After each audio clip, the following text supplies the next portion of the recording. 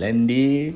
C'est une grâce de se retrouver. J'espère que vous avez passé un bon week-end sous la bénédiction de notre Dieu.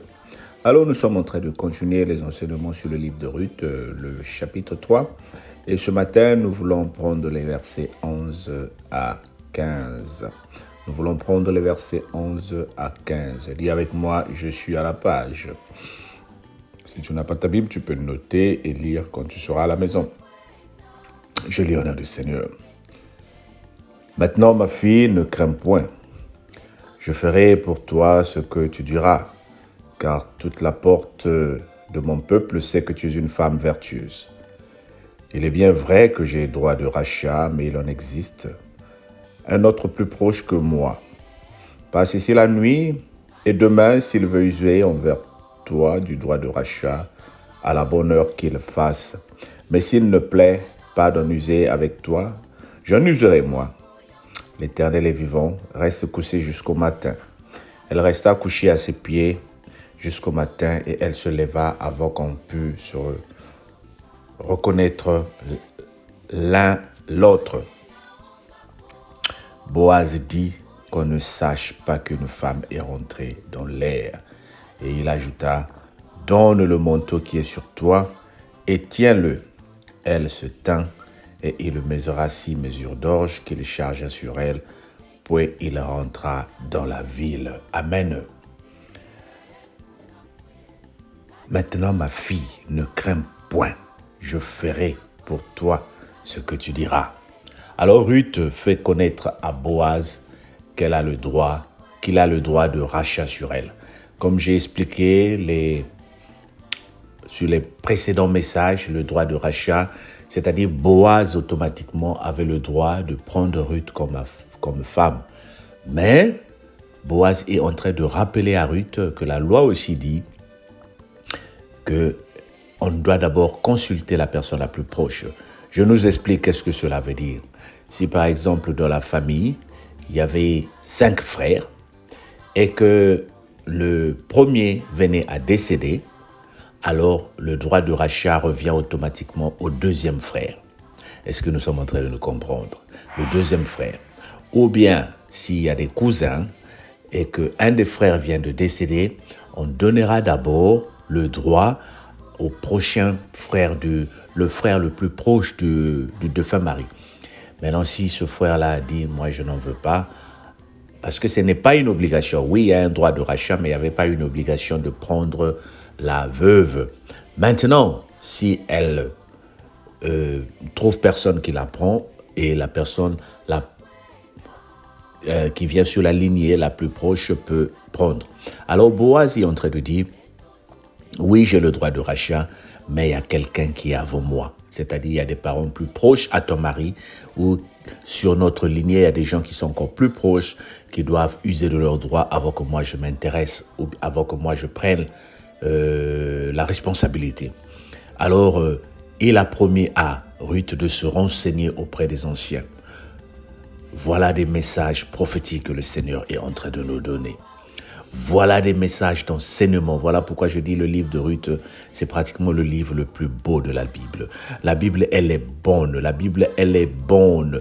Tous les passages de la Bible sont équivalents, ils sont très importants. Mais il y a des passages de la Bible qui t'ouvrent, Seigneur, qui t'ouvrent une certaine compréhension et qui t'amènent à comprendre ce que tu es dans le Seigneur.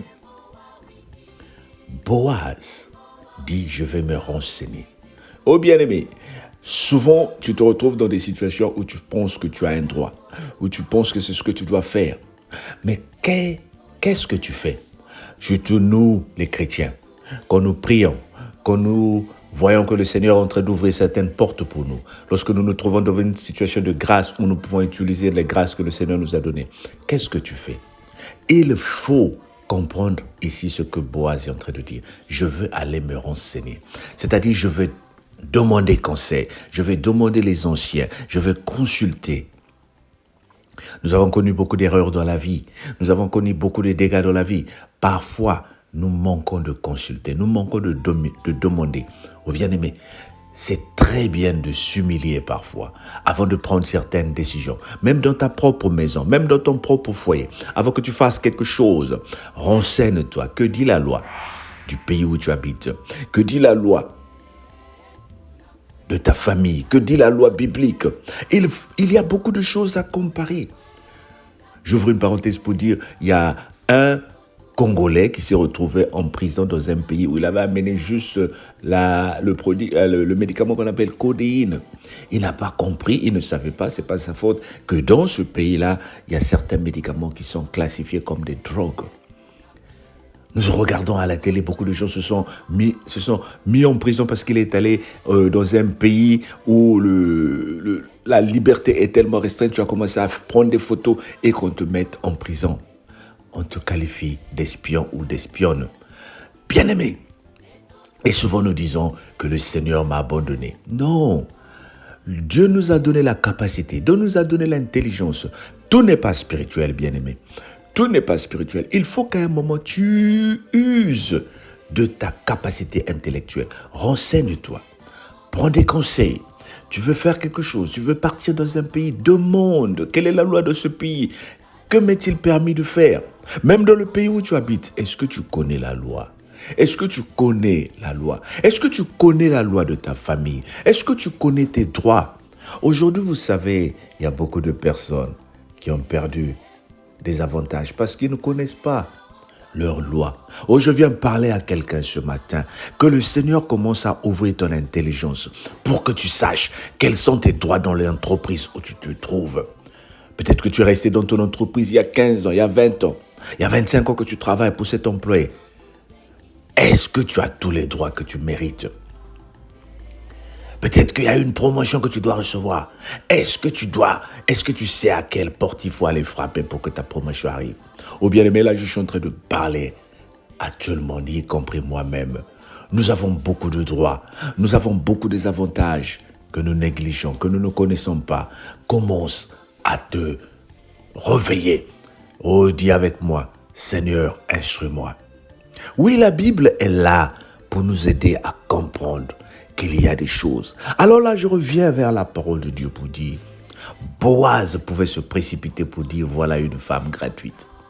Voilà une femme. Mais il n'a pas voulu se créer des problèmes. Toi qui penses que la situation est automatique, toi qui penses que je dois maintenant me marier, toi qui penses que je dois maintenant avancer, est-ce que tu as compris au moins qu'est-ce qu'il faut faire avant que tu te maries? Aujourd'hui, nous attirons la malédiction dans nos vies parce que nous avons brûlé les étapes. Je prends l'enfant de toi et vous restez dans la maison 10 ans, 20 ans. Tu ne vas pas voir ses parents et tu veux voir la main de l'Éternel. Oh, je ne parle pas d'aller à la mairie pour faire des grands mariages. Je suis en train de parler à une personne pour te dire, souvent, c'est juste prendre 2 bouteilles de vin pour aller demander la bénédiction des parents. Cet enfant n'allait pas né d'un arbre. Il faut juste aller voir les anciens pour qu'ils déclarent des paroles sur vous. Tu veux voyager, tu veux faire des activités, tu veux faire quelque chose. Tu penses que parce que tu as des masters, tu as des diplômes, que tu peux t'en sortir seul. Souvent, aller voir ces anciens-là à qui tu penses et n'ont pas fait des études vont juste déclarer des paroles de bénédiction pour toi. Notre vie, bien-aimée, est liée. Notre vie est conditionnée. Voilà pourquoi le Seigneur a mis autour de nous des anciens. Voilà pourquoi le Seigneur a mis autour de nous les aînés. Dieu n'est pas bête pour te mettre autour des anciens. Dieu n'est pas bête aussi pour te mettre autour d'un homme de Dieu. Aujourd'hui, tu aimes bien m'écouter. Tu aimes bien écouter ton pasteur. Mais est-ce que tu lui demandes de prier pour toi? Ou bien tu penses que vous êtes pareil? Oh, moi aussi, je peux prier pour moi-même. Est-ce que je suis... Oui, tu es obligé de tout lui dire. Tu es obligé souvent de demander parce que ce sont tes droits. Tu n'es pas obligé de donner les détails, mais tu peux juste demander qu'on prie pour toi. Tu peux juste demander aux parents. Là, je parle aux enfants. Tu ne peux pas partir comme ça sans demander la bénédiction de tes parents. Ne fais pas des choses par toi-même. Oh, je peux te donner beaucoup des exemples jusqu'à demain matin. Tout ce que je voulais te dire en conclusion. Dieu est amour. Il fait tout par amour. Il fait tout par bonheur. Mais il a aussi placé devant nous les lois, les cultures, les traditions. Tout n'est pas spirituel. C'est à toi de profiter de toutes ces choses-là. Comme dit la Bible, examinez toutes choses, retenez ce qui est bon. Cela ne veut pas dire que la tradition de ta famille, toutes les traditions de ta famille sont belles. Par exemple, dans certaines familles, quand il y a mort, il faut qu'on se lave tous les mains dans un bol. C'est aussi des microbes que nous sommes en train de partager. Mais il y a des bonnes choses dans la tradition qui peuvent nous aider. Le respect des anciens, la considération des veuves, la considération des orphelins, toutes ces choses-là, le partage. Oh, bien-aimé, je peux te donner beaucoup d'exemples, mais en résumé, je te dis que ce livre-là va ouvrir beaucoup de voies pour toi. Que le Seigneur te bénisse et qu'il me bénisse. Au nom de Jésus, notre Seigneur et Sauveur. Amen. Alors, me partage pour qu'une personne profite de la grâce que Ruth est en train d'amener dans nos vies à travers les Écritures. On se dit à demain. Passe une bonne journée.